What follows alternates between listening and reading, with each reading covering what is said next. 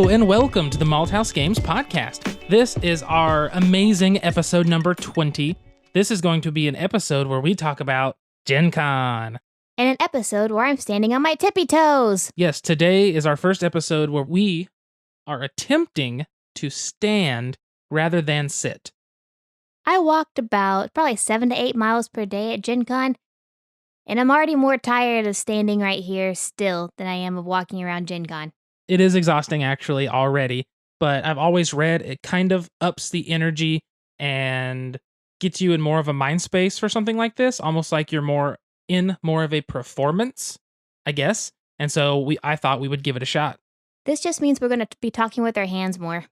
That's true, because I already am. I'm going to try not to now. I'm just waiting for you to knock over this mic stand that goes crashing down onto the floor. Along with both our beers onto my rug again.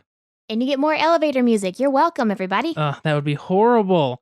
But yes, welcome to the Malthaus Games podcast. We are a tabletop games podcast where we talk about tabletop games like card games, board games, role-playing games. We drink beer on the podcast, we talk about beer, and we talk about our friends quite a bit. Hi, Brian. Yes, Brian and Allison and a bunch of other people, I think. Hi, Zach. And Zach and Gates and Alan and a bunch of people. So we have a lot of people to talk to.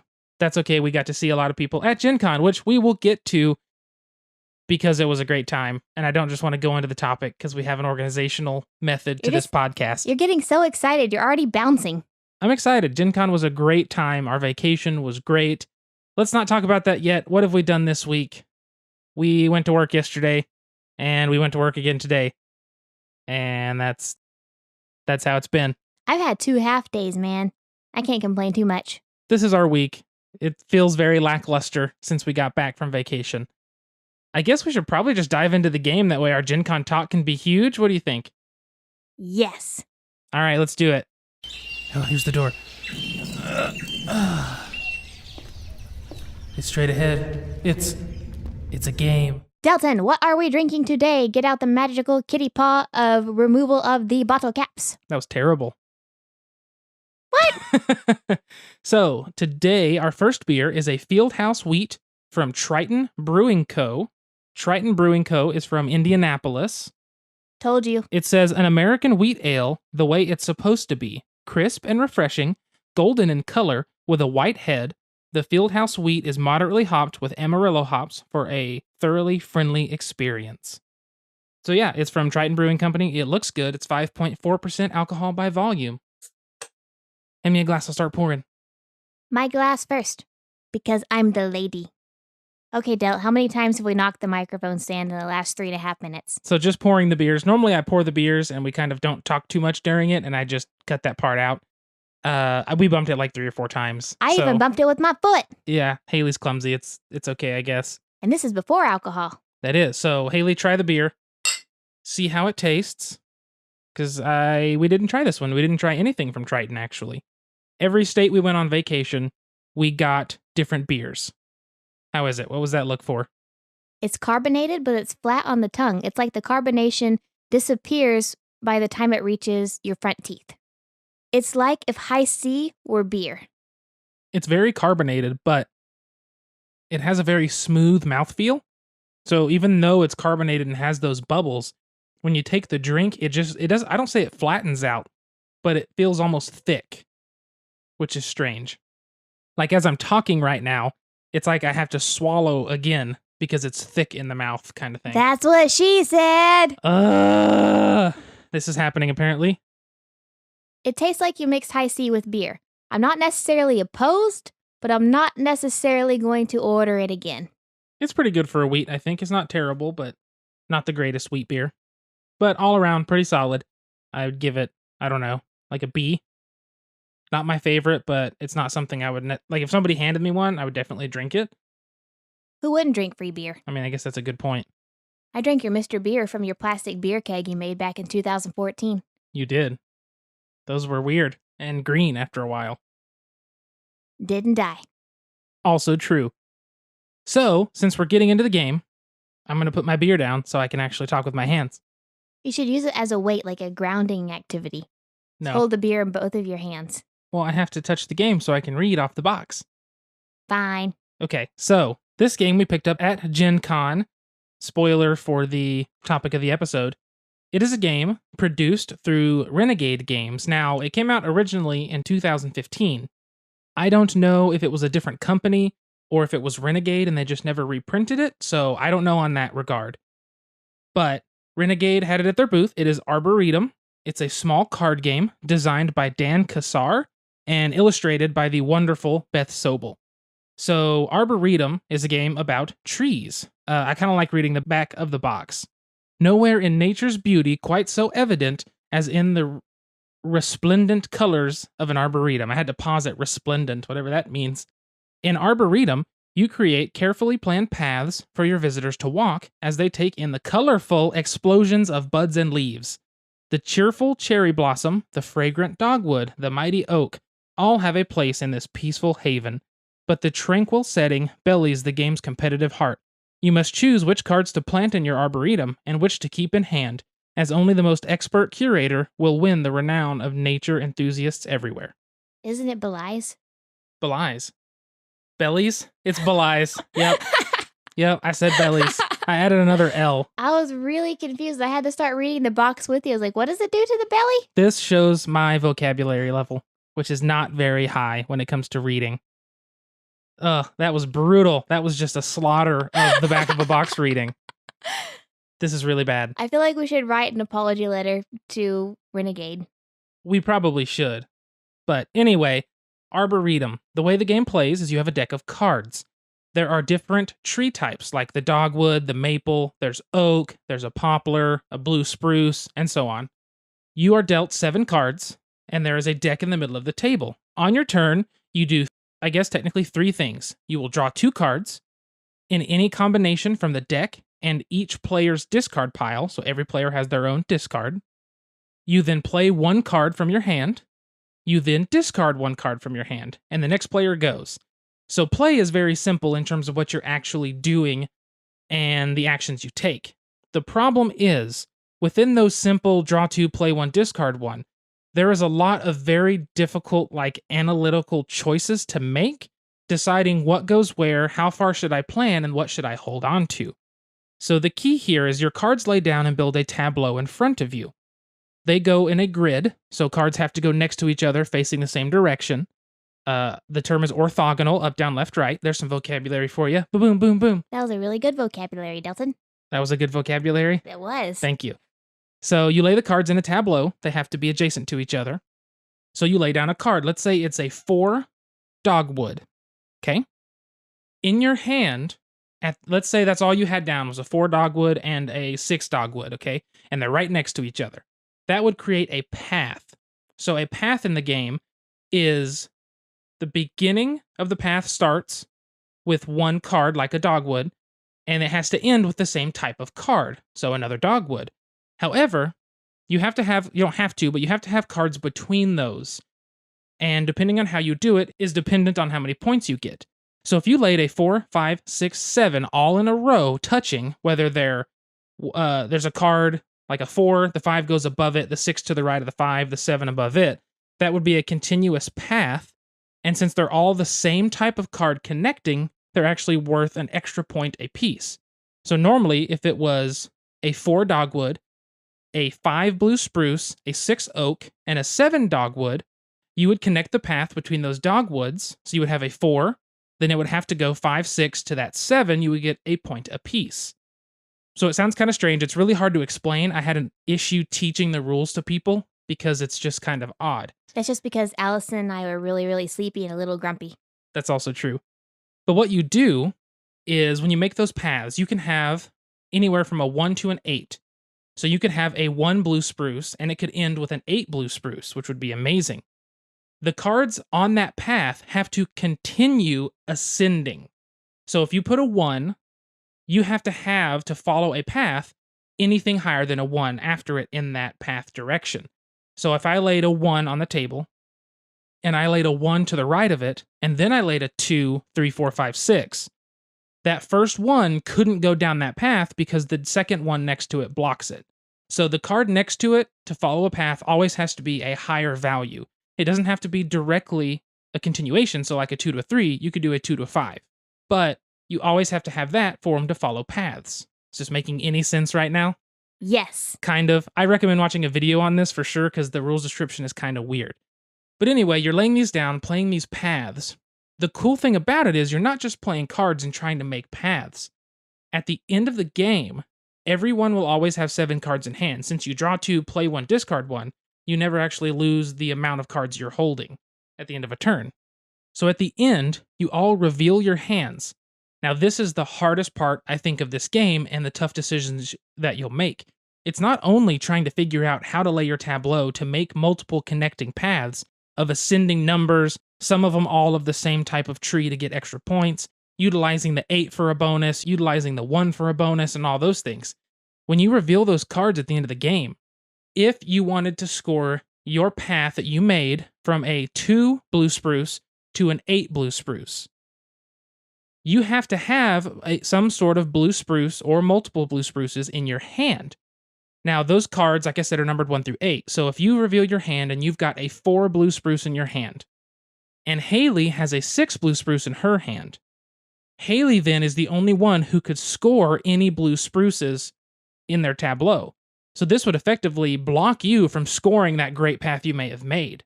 So there's this weird struggle of, do I utilize this 7, or do I keep it in my hand and just go with the 6 that I have kind of thing? So do I play these cards? Do I keep them in hand to make sure I can score? If you're not sure if someone has a certain card, it's hard to play because like last night, me and Haley played this game again. I was trying to score and I had a 4 in my hand, just hoping that I was going to be able to steal this away from Haley. She ended up keeping the 5 and the 6 of that same color or same type of tree. So she was able to still score those cards on her tableau. Is this making sense or am I too confusing? Nope, it makes sense to me. All right, so that's the hard part about this game. It's, do I play these for points? Do I play them to help make my tableau bigger and more versatile in terms of the different numbers and paths? Or do I hold those cards in hand, the higher value ones, and go for lower value path points? But with the higher value card in hand, I'm ensuring that I get to score those lower value path points. Where if I don't, and I keep the low card in hand, I could potentially miss out. And so there's this weird struggle. I was thinking tug and pull and struggle. I like that term the best. Tuggle. We're going to introduce tuggle into the American vocabulary. You mean into the definition book? To the definition book. All right, so we have a tuggle. We have a struggle and like tug and pull of, do I play this card? Do I keep this card? Because then you have to discard at times. So if you discard a card to the discard pile that you really want, you have a chance to get it back. But I'ma steal it. She will steal it because everyone has their own discard pile. So if you discard a 7 blue spruce, hoping to draw it back again, it likely might not happen because if someone sees you're laying blue spruce down to make a path, they could take that 7, almost ensuring a victory, or at least ensuring they block you from being able to score those points. The only weird hiccup is if you have an 8 in your hand, and you reveal your hands at the end of the game and you have an 8, if any other player has a 1, it makes your 8 worth nothing. It essentially prevents people from holding all 8s. But that's essentially how it plays. I hope that makes sense. It's a little confusing to explain, but the game is really good. Just the tough decisions you have to make and how you lay out your tableau in different paths and different ways and watching what everyone's kind of doing and saying, okay, well, she's laid an 8 down. If I can get the 7, then I know that she won't have anything in hand high enough to score that, and I can block it. And you have to start thinking about those things. And you don't want to use all of one color card. You want to hold on to some to make sure you get to score those points. And it's just this weird struggle and tug and pull, this tuggle. There's a lot of just hard decisions to make. And we found for just such a simple card game that's a deck of cards, it still takes us, well, what's the box say on playtime? 30 minutes? It's about 30 minutes. And it doesn't seem like it would take that long, but man, it's just some tough decision making, and it really feels nice when you lay something out and you get these cool connections. I really like, too, that in the rules, it says at the end of the game, if you get to score something, you get to take the most beneficial route to you. So you could have a weird, like, L shape, or like, I guess a weird U shape that makes the most points. It doesn't force you to take the quickest path. It lets you take the most beneficial or highest point path. It's just been a really good game from the couple plays we've played already. I like the tiebreaker rules. So last night, Delton and I played, and I won 26 to Delton's 23. Her. But the night before last, Allison and Delton and I all played. And Allison and I ended up winning with a tied score of 26. So we looked at the tiebreaker. The tiebreaker was whoever had the most variety of trees in their tableau. Well, Allison and I both tied on that as well. We both had 4 different kinds of trees in our little garden. So we went to the next rule breaker, which was each of you plant a tree, come back in 5 years, and see which one is tallest. I'm winning. You didn't plant a tree. You got corn in the backyard. I got a cottonwood growing in the front yard. It's about 3 inches tall. Those are going to get mowed over when I mow the yard. You better not mow my tree. I got to win this against Allison. I don't think she's planted her tree yet. Shoot. But yes, that second tiebreaker I think is just hilarious. It's just goofy, but at the same time, I like the sentiment of go plant a tree and do something like that.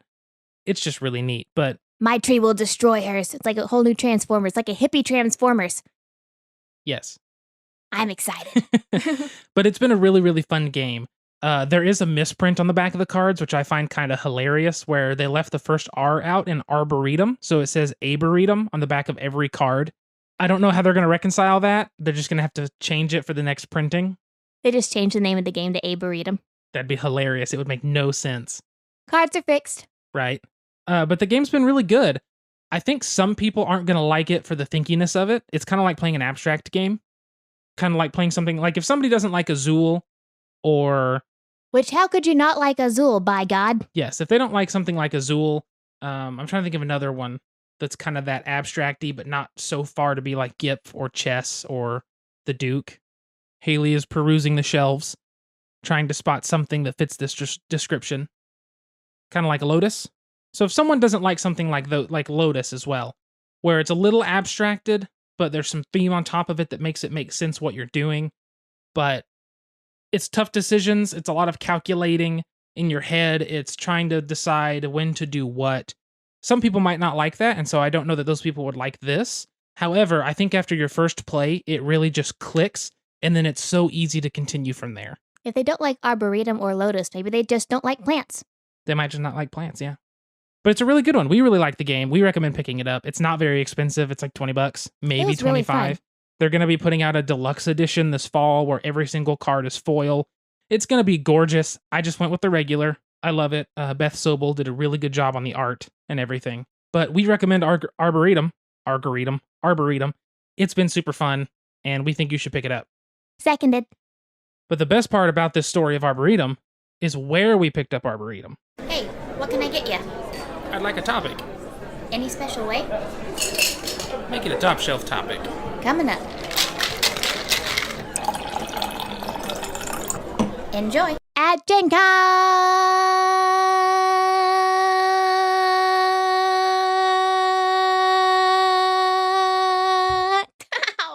All right, I throat chopped her so she would stop. All that noise. All right, so. How dare you? I am a lady. Not a lady. So what we've done between last episode and this episode, as we said last episode, was go to Gen Con. Before we went to Gen Con, though, we took a road trip for ourselves. Some vacation time to get out, see some new places, stay at some Airbnbs, and just have some fun. So before we get to the Gen Con shenanigans, I would like to at least bring up some of the things that we got to do on vacation. So day one of the vacation, the first day, we took off to Memphis in Tennessee. I almost said Memphis in Nashville. We stopped off in Little Rock, Arkansas, had some really good vegan banh mi's. Mm-hmm. The banh mi's were very good. They were kind of like almost, I guess I would call it a deconstructed banh mi. Wasn't actually on bread, but it had these little like giant croutons. There was bread. There was bread, but it wasn't on bread like a normal banh mi.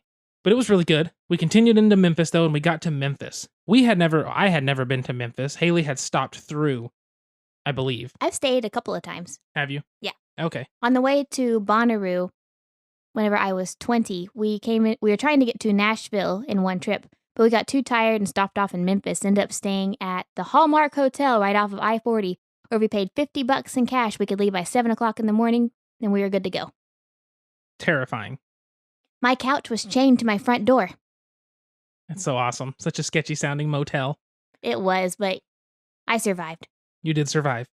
But we stopped at Memphis and stayed in a really cool Airbnb. It was like a house from 1910. We stayed upstairs. It was its own little apartment.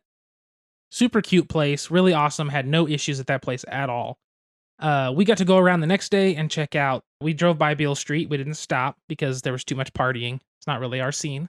We were in bed by 6 o'clock every night but Gen Con. That's very true. We were. Or at least like in the Airbnb watching Shameless. We watched literally a lot of Shameless. Like the last 2 seasons that we'd missed, we had binged and finished tonight, actually. But we got to go see some cool stuff. We got to go to Ernestine and Hazel's, a cool historic bar that used to have a brothel upstairs. We sat and talked to Clarence, the bartender, forever. Yeah, it was a Saturday about 11 o'clock, and so it was us and then maybe 1 or 2 people would come in. So mostly we just sat and talked to Clarence for 2 hours, complain about scooters. Yeah, they have these scooters that you can rent with your phone through an app. And these people are riding them and going way too quickly, not wearing helmets, being reckless on them, riding in the street, and he was throwing a fit like an old man would. I think he's okay to do that. He's been working in that bar for 11 years, he said. I'm ready to be an old man so I can just rant all the time. That's all you do anyway. Am I an old man yet? I think so. Yes. Nobody has seen your old man face. And they will not either. It's the funniest old man face when she's washing her face off, like in the shower or something. It's just this old man face with her like lips perched up together, almost like she has no teeth. It's hilarious. She's an old man. Anyway.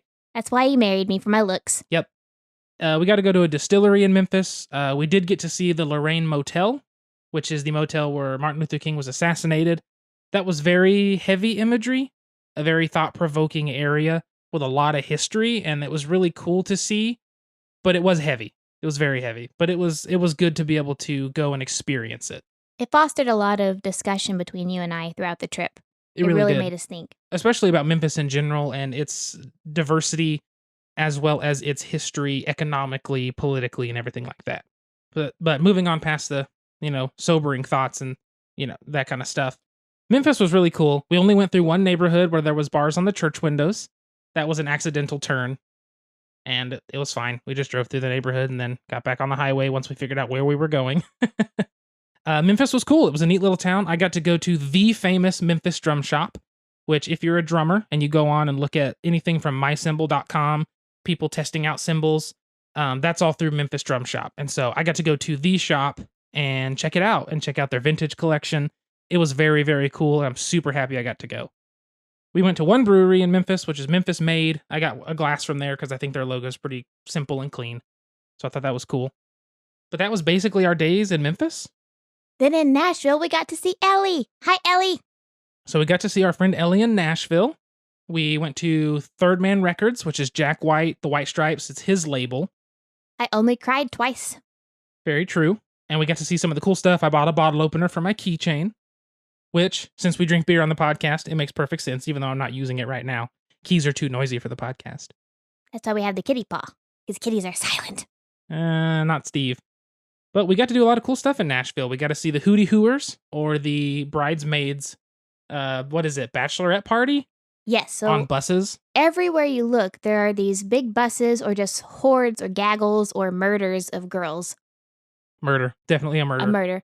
And all of them are wearing black tank tops except for one, which is the bride wearing a white tank top. And this wasn't just an isolated event. This was a Monday afternoon at like 3 o'clock p.m. And there were probably at least 5 or 6 of these groups out there. And so every day I conveniently wore a black tank top just in case I needed to slide off into the sunset. I could just blend in. It's crazy how many go out there and party. Broadway, the main street in Nashville, if you like country and western music or just want to see live music, we were there on a Monday at like noon and every single bar and restaurant had somebody playing. So it's a pretty cool little area. We went to a bar and had a drink, went to another bar and just checked it out. Country music's not my thing. Haley's very particular on it. And so we didn't stay too long. Pre-95, man. Boo. Swear to God, he's going to diss Johnny Cash and I'm going to cut him. That's okay. I just won't. Good. In public. I'll do it on the internet later. Troll. Yep.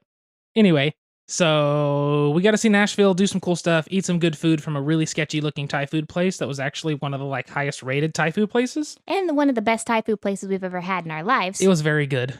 And we got to see the Nissan Stadium for the Titans, which I don't really care about, but the stadium was massive, so that was cool. We did a bunch of stuff in Nashville. Just kind of drove around, hung out with Ellie, went to a couple restaurants, brewery, went to Yazoo. Anything else big we did in Nashville? basically watched a whole season of Shameless. That too. So that was our Nashville. Nashville was more touring around doing that stuff. The next day we went to Louisville, Kentucky, Louisville. We literally got into town, ate, went to the Airbnb and dropped off luggage, went to Kroger, back to the Airbnb at like 5, and we watched Shameless all night.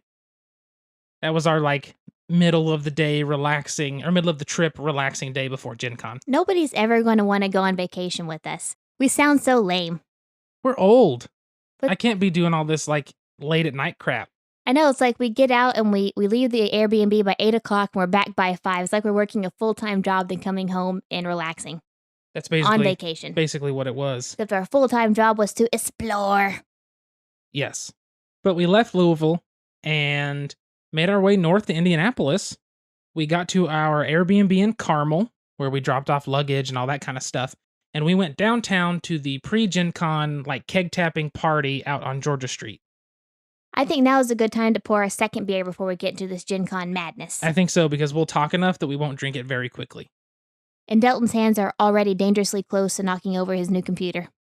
No, it's a ways away from the mic. She's just exaggerating. Hyperbole. Hyperbole. So we went to the like keg tapping, I think is what they call it, like a little party. Not really little, outside of Gen Con, the Indianapolis Convention Center on Georgia Street. They had live music. They had Island Noodle, which we got to eat. They had beer. We got to try the new Sun King beer they made for Gen Con. We made a friend. One guy sat next to us while we were eating our first dish of Island Noodle. And we were just kind of talking about where you're from, da-da-da-da-da. And as he finishes his noodles, he goes to leave. And he hands us his business card. He said, "Here's my business card. Now this trip's a tax write-off." And he leaves.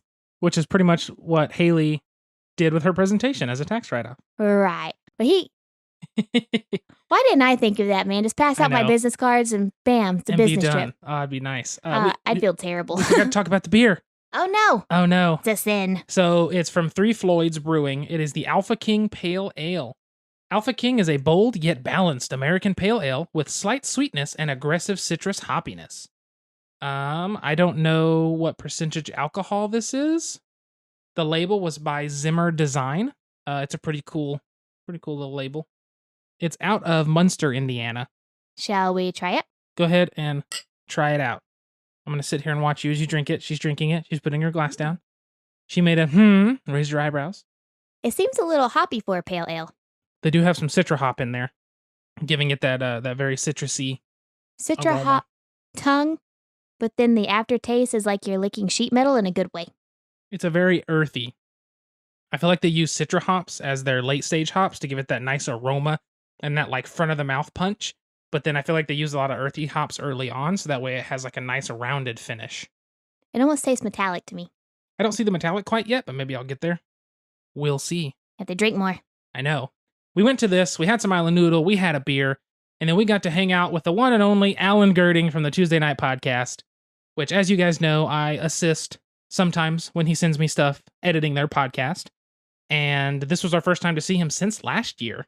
And we have developed more of a relationship throughout working together. So it was nice to go to dinner with him and actually be able to visit and get to know him a little better. I felt really bad, though. I'm surprised he let us on his podcast because we walked so far. I led him on what ended up being nearly 3-mile hike walk.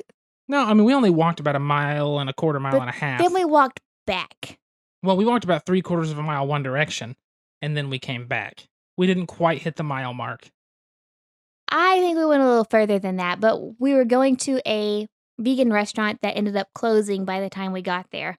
And then we had to walk back and get him some vegan pizza somewhere else, and I felt like a jerk. But he ended up still being my friend. It was okay. It was a lot of fun. We got to hang out and chat, and he ate dinner. We just had waters because we ate before that. But that was a really cool beginning to Gen Con, was getting to sit and talk with Alan. There was the live music. We got to have a beer. And then we got to the Airbnb and did all that cool, fun stuff, which was watch some Shameless before we go to sleep. There's a cycle to this. Pattern here. There's a pattern to this vacation. Just wait until you hear about Friday night. I know. Oh. So Thursday morning rolls around, the first morning of Gen Con. We get down there at 8 o'clock. No. Yeah. It was earlier than that. We left the Airbnb at 6:45, man. No, it was later. Remember, we got out later than that because we hit all that traffic. I think we still made it there at like 7:30, 7:45. We were there early. Either way, we got there early, got a good parking spot. Actually, no, we didn't get a good parking spot. Remember, they were taken. No, that Because was we the came first in a night. little bit. Oh, was that just the first night? Oh, well, then I guess that was Wednesday night. Well, Thursday morning, we got there, got our parking spot, and made our way into the convention hall to stand around and wait for the hall doors to open. We got to go in, do everything we wanted to do, and experience Gen Con, and that's it. Just kidding. First day was awesome. We got to do a whole bunch of stuff. We got a review copy, which we will be doing a video review before the end of the month, of the Sagrada expansion from Floodgate Games. So thank you, Floodgate, for that. We'll be doing a video review, like I said, before the end of the month and getting that out on YouTube. Speaking of the gate part of Floodgate Games, who else did we hang out with this trip? Our friend Gates. Hi, Gates. We love you. She actually lives in Tulsa, which is like an hour and a half from here, but just we're all so busy, we never end up driving that and making that trip. So it was cool to be able to hang out a little bit. Yeah, we had a drink with her the night before Gen Con, hung out and had some wine. And then we stopped by her booth like 3 or 4 times throughout the day, checking in like happy little children check into their mother. Hi, Gates! Before going off and have more adventures in the park. That's exactly what it was. We got to take a look at Bosk, which is a new sort of abstract game that Floodgate is going to be putting out with amazing art by Kwanchai Moria, as always. It's so pretty. There's so many bright, beautiful colors. Yep, we got to see Bad Maps, which is a programming pirate-themed game, which is really cool. They had a giant Sagrada with huge dice and everything. I guess it's a one-off printing just for them from their production company. I guess sadly they're not going to sell it because it's at a price point. It would have to be at a price point to make a profit, like any profit, or even I guess break even, that it just would not be worth it. Oh, it'd be worth it. It would, but it wouldn't. For me. Well, they don't want to sell it because it would be such limited people that buy it. That's true. I think if they did like a special, like if you order it, we'll sell it to you kind of thing, where people pay up front, and if they get like 50 copies, they print them. I don't know. First day, we got to go talk to everyone. So we went and saw Alan and Sean again, went and talked to Gates. We got to talk to Ben Canellis, who we reviewed his game Bitten on the last episode. So we actually got to talk and meet to Ben. We ended up having lunch with him one of the days, which was really cool. And we got to play test his new game, which we made sure to talk to Floodgate about what we can say. But it's, so far, it is called Kill All Humans. Now, everything in this game, the theme, the play, everything is subject to change because it's not officially done. But they have signed it, so it's going to be produced through them. It's a social deduction game where everyone knows your role except for you, which was a very cool twist. It has like a question asking element to it. So you can throw people off, lie, tell the truth, and then there's these cool cards that restrict what you can say and do.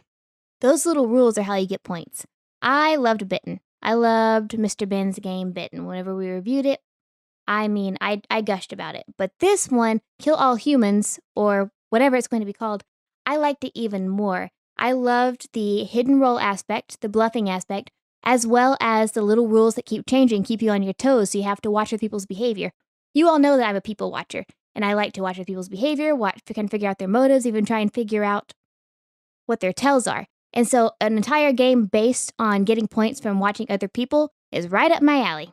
You do enjoy the social aspect of a social deduction game, more so than myself. I like the hidden role aspect more, and you like the social aspect more.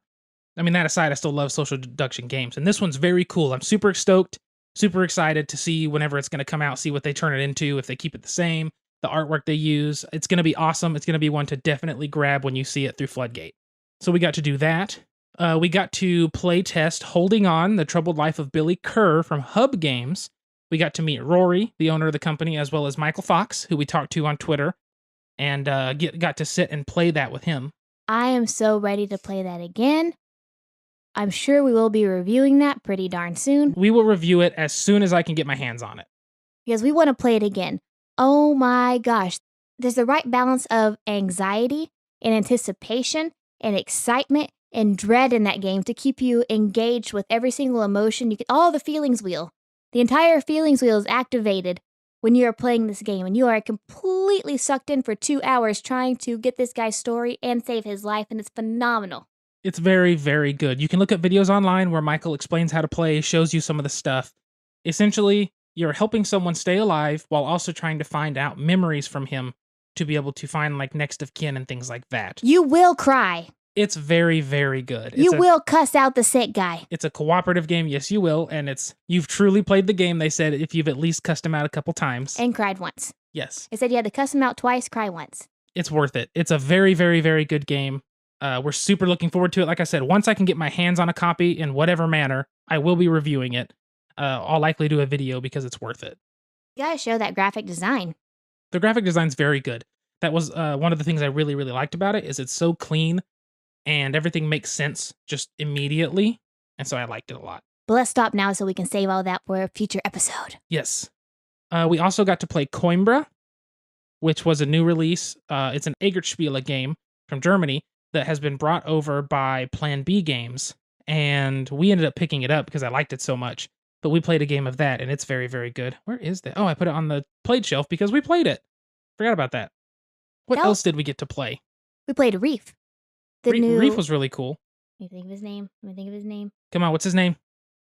He did Century Golem Edition. I know, hold on. He did all the Century games. Emerson. Yep. Emerson Matsuuchi. Matsuuchi. Yeah, Matsuuchi, I believe. Matsuuchi. We didn't meet him this year, but we met him last year when we picked up Century Golem. He was a nice fella. Oh, he was very nice. But it's another abstracted game. I wouldn't say similar to Azul, which a lot of people are saying. Similar to Azul. Very different play style. But it's an abstracted game that has a theme thrown on top of it that actually makes sense. You're building a coral reef, trying to use these cards to take pieces and build, but also score off the second half of the card. Very cool little game. I wasn't necessarily blown away, but I liked it a lot. So it's one I would definitely pick up to have and play. I think it's accessible for newer players for sure. But it's a very, very good game. Like, I would throw it up there pretty close with Azul, probably. Like, it's definitely in that realm and that genre and style of games where it's a thematic abstract. And you make pretty things. And you make pretty coral. But it's a really cool game. We got to play test it. What else did we play test? Anything big? Oh, Ticket to Ride New York.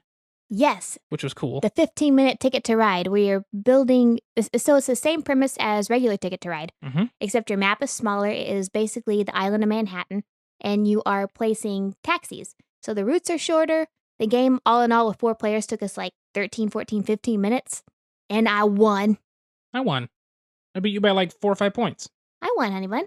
I won. They gave me the little thing, remember? Oh. You got the we both got a button or a pin. Oh, that's right. Okay, I got second place. I won the game. Don't even act like you won the game. Sorry.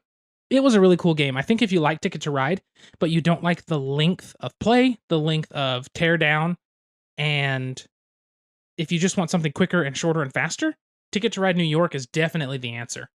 But I like all Ticket to Rides. It was on my 10x10 this year, but Delton sucks. We just haven't finished it yet. We'll get there.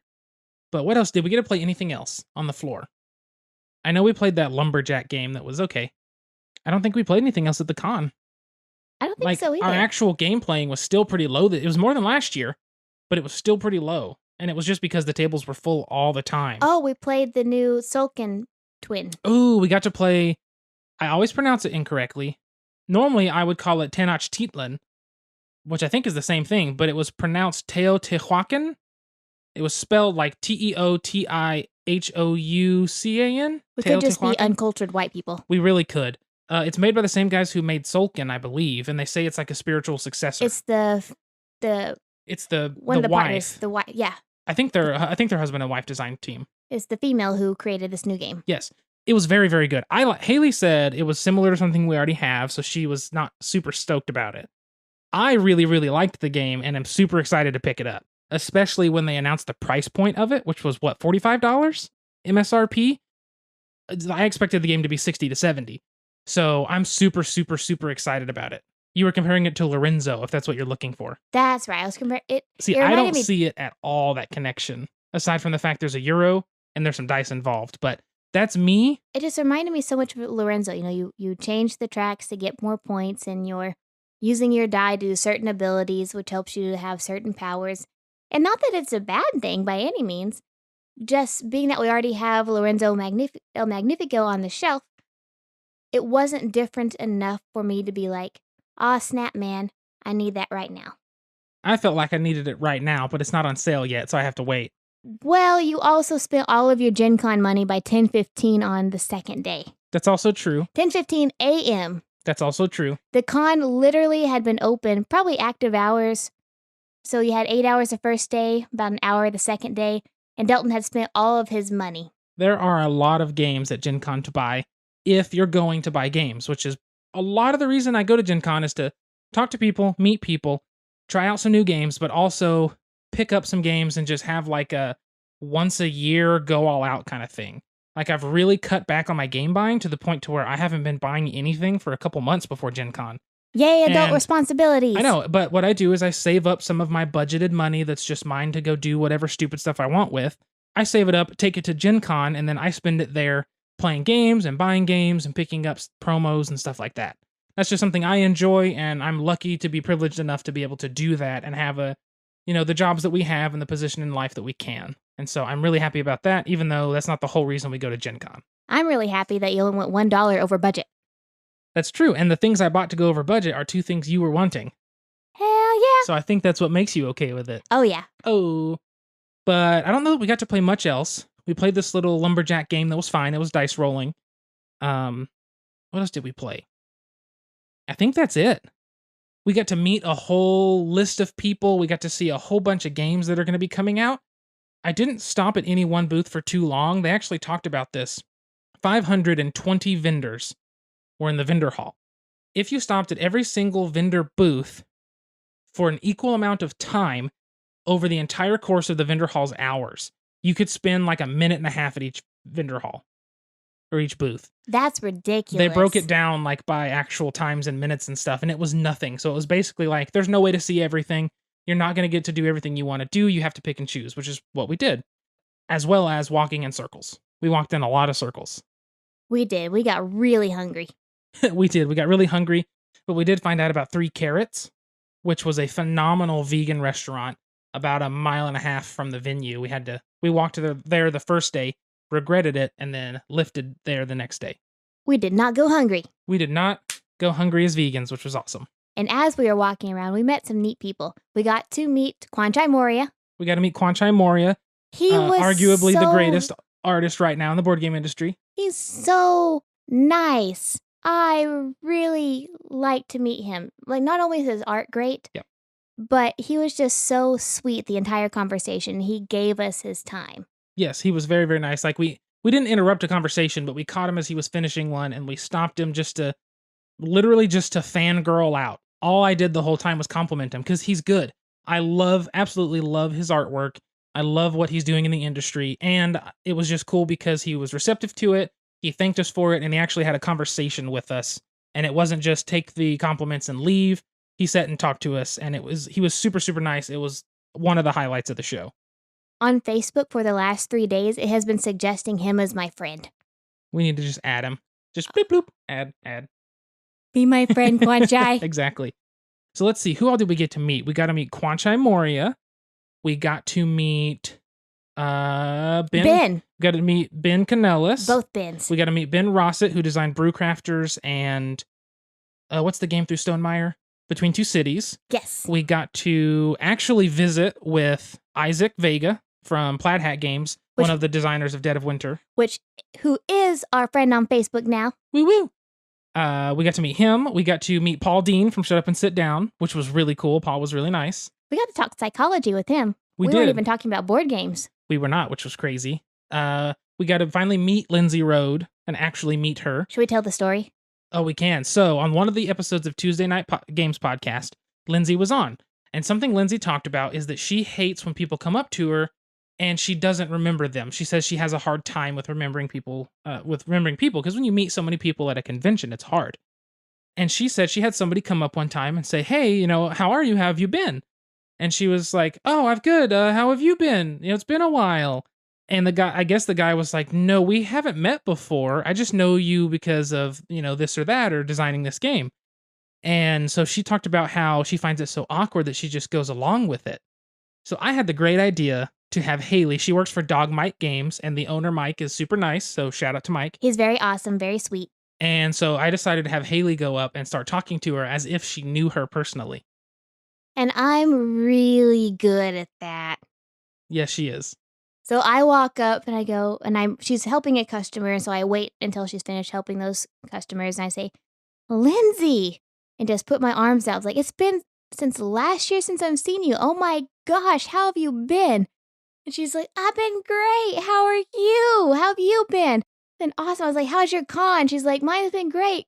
What have you been up to the last year? I said, oh, just looking forward to this. And I like have her in this conversation, pulling her in deep, pretending like we had this great connection last year.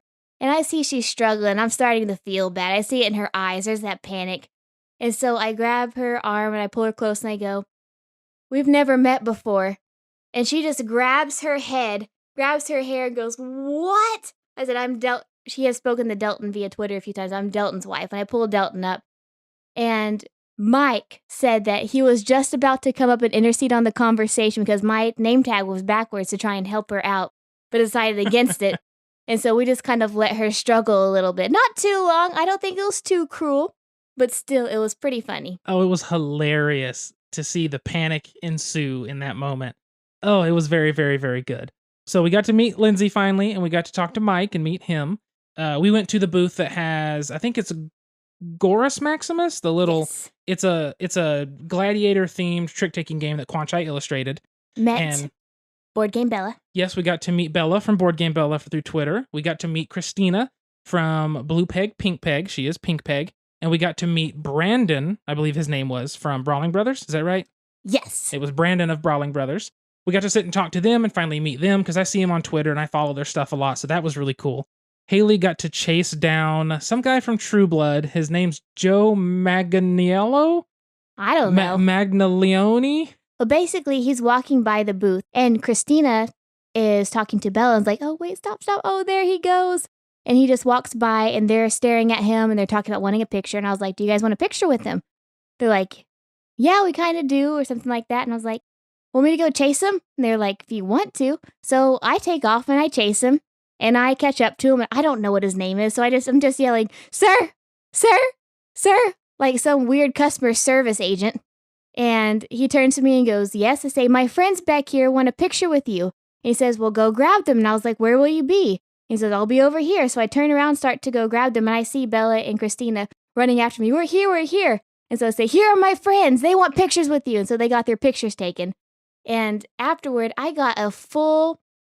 Do you ever get one of those hugs that you just feel like you're engrossed in the body, like you become one? It's such a deep and warm and inviting, wonderful hug. That's what Christina gave me afterward, and I felt so happy. It was really funny.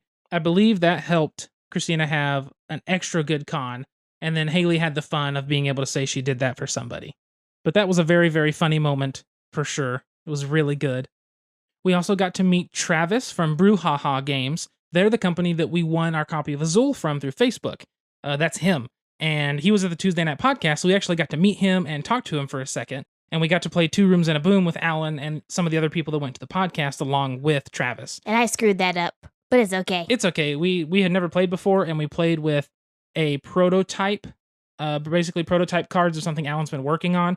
So it was like extra complex. I wouldn't say extra complex, but it's for stuff for people who've been playing the game. So newbies like us were already like, how do we play the full game? Like, not how the rules work, but what's the strategies and what's the tactics and techniques you need to utilize. And so that's something that we weren't sure of, but it was still very fun, and I enjoyed that a lot. Also, shout out to Travis. His Kickstarter, Pumpkin Patch, got funded. Yes, it did, which is super exciting. We also got to nerd out for a solid 20 minutes on our walk back to the convention hall because he is an industrial organizational psychologist. And so I've taken one IO psychology class in undergrad where I learned about the layout of grocery stores. So I kind of felt like I was cool enough to talk to him. But we had really great conversation. He's a really neat guy, and you should check out his game. Yes, definitely do that. So we got to meet him. We got to meet Danny from Danny and Derek Do Board Games. He was working at the Deepwater Games booth, where we picked up Welcome To, which is a very good roll and write that uses cards. We got to meet Nolan Nasser. I think that's how you pronounce his last name. He did a promo card for Hanamikoji, which we also picked up that new printing through Deepwater Games, and got that card and got to sit and talk to him for a second. Both very, very nice. So that was super awesome. Nolan does really good work with art. There's so many people. We got to briefly meet Katie Aidley from England. She was there with, I cannot remember the war game company, but we checked out their game. It's a Richard Borg game, which if you know his name, he did Memoir 44, Command and Colors, and stuff like that. and it's all about dogfighting between the English and the Germans, Nazis. the Nazis. So that was really cool. So we got to meet Katie real quickly. Tim Fowers from Tim Fowers Fowers Games. and our lives have crossed in the past because my submission to the Tuesday Night Games podcast was on the Tim Fowers episode, and Tim Fowers approved my knighthood. That's very true. I don't think he remembered anything whenever I brought it up to him. That's okay. That's okay. He's a busy man. But we got to meet him. I'm trying to think of who else we met at this con. We did get from the Tuesday Night Podcast show, Starship Samurai, and I had Isaac Vegas sign it because how could I not? I just want to gush about Isaac Vega for a second. He is the sweetest person. He's so sweet. And he gives great double hugs. Great hugs. And something I always look for in board games is diversity. So take Istanbul, for example. There are, 88 characters in it, and there's no females? There's not a lot of diversity there. But you look at Isaac Vega's games, and there is diversity all around. A lot of times what I see in board games where there's equal number of female and male players is that you have male or characters all over the age spectrum. So from age 18-ish to age 80. But female characters are always like these 22-year-old females. What Isaac does is all of his games have not only non-white people, which is sometimes rare in board games, but it also has female characters that go across the age spectrum. It's not just that 22-year-old prim and proper, cute as a bug little female character, but also the 60-year-old female, the 45-year-old female, the tired female. It's not just this one-dimensional character that he's creating. So I love and appreciate the diversity in his board games so much, and that just makes me want to buy more just because of that. Also, they're really excellent games, and he's a really excellent person, so that helps a lot. But still, that's pretty cool. Yeah, Isaac Vega is with Plaid Hat Games out of Dallas. And so, like I said before, Dead of Winter, he did Ashes, Rise of the Pheonixborn, he did Starship Samurai. Plaid Hat Games themselves have put out Mice and Mystics, Stuffed Fables, Crystal Clans. So they've got a lot of big titles on the market right now. But Isaac was super awesome to sit and talk to, and like Haley said, he gave the best double hugs. There's going to be people we met too that we do not remember their names. There was Joe and John that we played Coimbra with. Yes. I believe they followed us on Twitter and Facebook and stuff.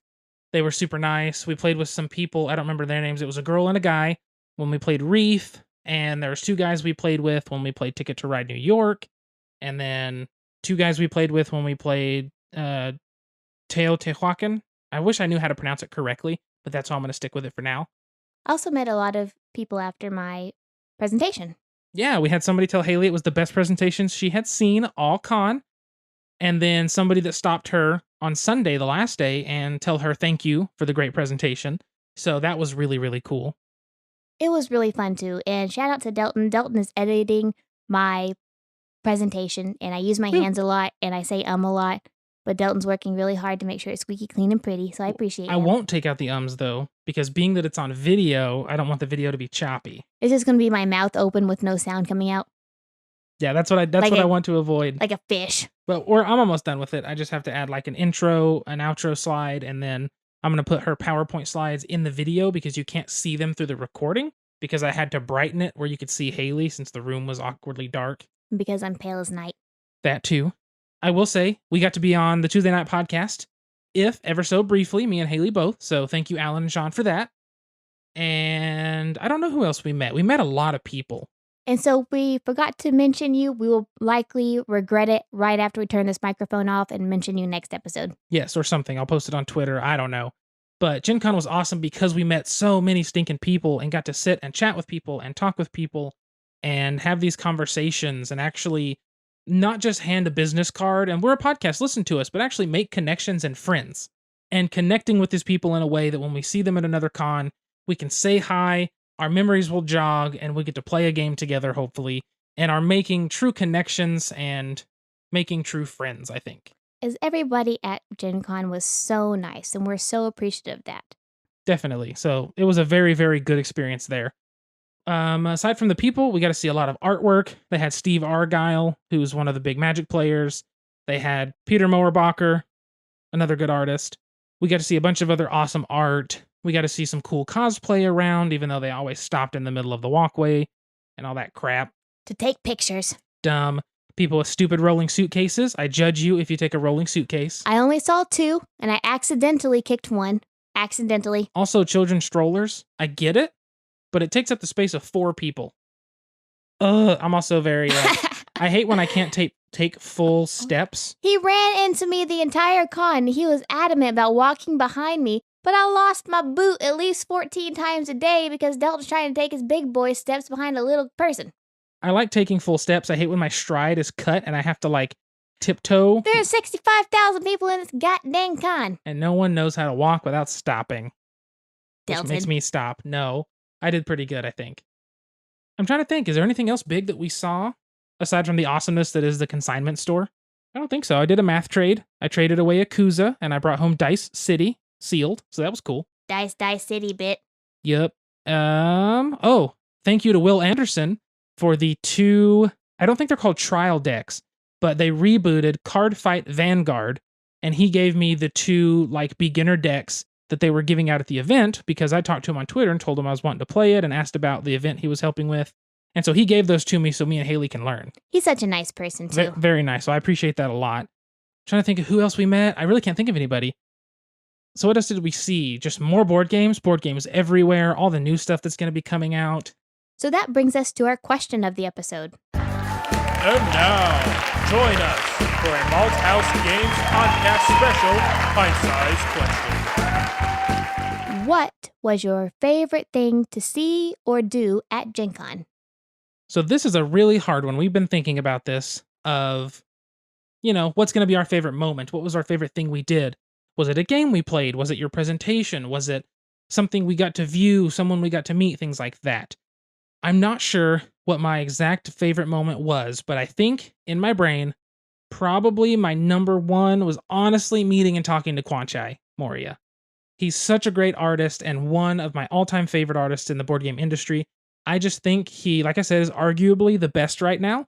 He's so extremely good at doing different things, diverse things, and he's got such a unique style and color palette, I feel like, that I just fangirled out the whole time. I just complimented him, and it was so cool to sit and talk to somebody that when I look at his art, I just go, this guy's got talent. And so for me, that was a big deal just to sit and be able to talk to him. Like, I really, really enjoyed that a lot because it's not every day you meet one of your favorite artists.